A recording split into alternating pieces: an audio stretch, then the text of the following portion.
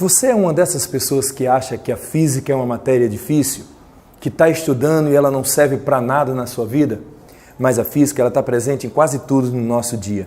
Só para você ter uma ideia, o uso de computadores, smartphone, fones de ouvido, tudo isso tem aplicações da física diretamente. O fato de você mandar uma imagem. E a física explica coisas bem simples, como o fato, por exemplo, de você poder ligar uma lâmpada. A física explica.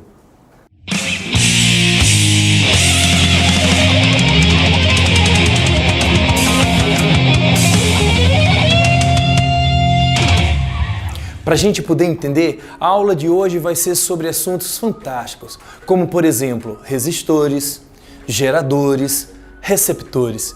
Um gerador é todo dispositivo físico capaz de converter outras formas de energia em energia exclusivamente elétrica. Vou dar um exemplo para vocês. Uma pilha, ela transforma o elemento químico em corrente elétrica. Uma hidrelétrica, uma termoelétrica, uma usina nuclear, a energia eólica são exemplos de geradores. Como é que isso funciona? Nós temos o nosso dispositivo, ele pega toda a energia e converte que vai ser utilizada. E esse processo ele é utilizado dentro das nossas máquinas, fazendo parte do nosso dia. Mas claro, existe uma coisa chamada de receptor.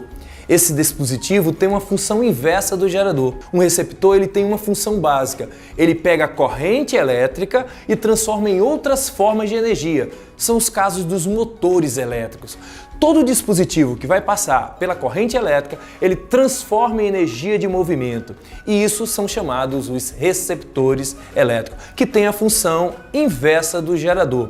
Prestem bem atenção, você precisa de um gerador para converter outras formas de energia em energia elétrica, de um receptor para pegar essa corrente elétrica e transformar em outras formas de energia. Lembre-se que não pode ser a térmica, porque quem tem a função de pegar a corrente elétrica e provocar o efeito térmico são os resistores.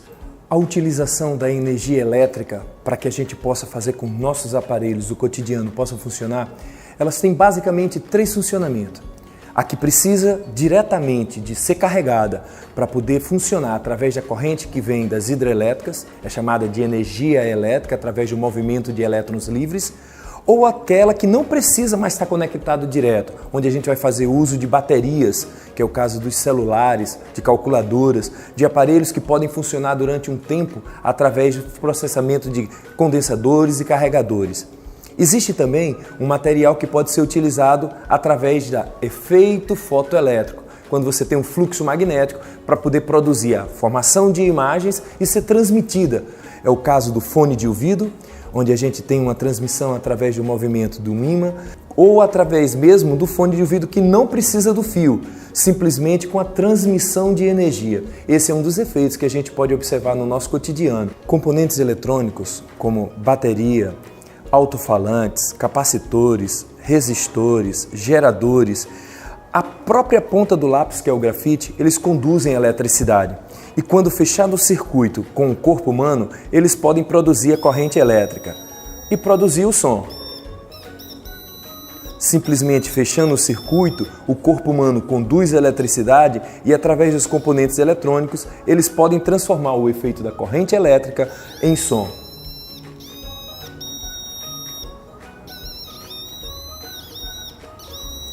Nós temos também um outro efeito do magnetismo sobre os corpos. É quando nós pegamos, por exemplo, um alto-falante que está contido dentro de um fone de ouvido. Se a gente puder observar, ele tem a conexão através dos fios para que possa passar a corrente elétrica e chegar até ele. Dentro desse alto-falante, você vai encontrar um ímã que reproduz exatamente os tímpanos no ouvido. Ele faz o movimento de vai e vem e através de pulsos elétricos ele transmite a informação do som que é captado pelo cérebro. Para citar um exemplo de um gerador, nós vamos utilizar uma pilha. A pilha que tem como função transformar todo o elemento químico em corrente elétrica. Mas para isso ela precisa criar uma diferença de potencial.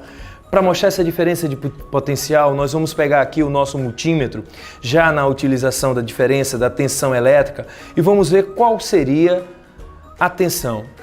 1,5 volts.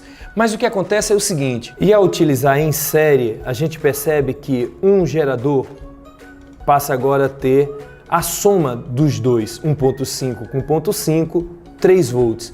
Ficou com dúvidas sobre esse tema? Quer saber um pouco mais? Se inscreva no nosso canal e mande a sua dúvida.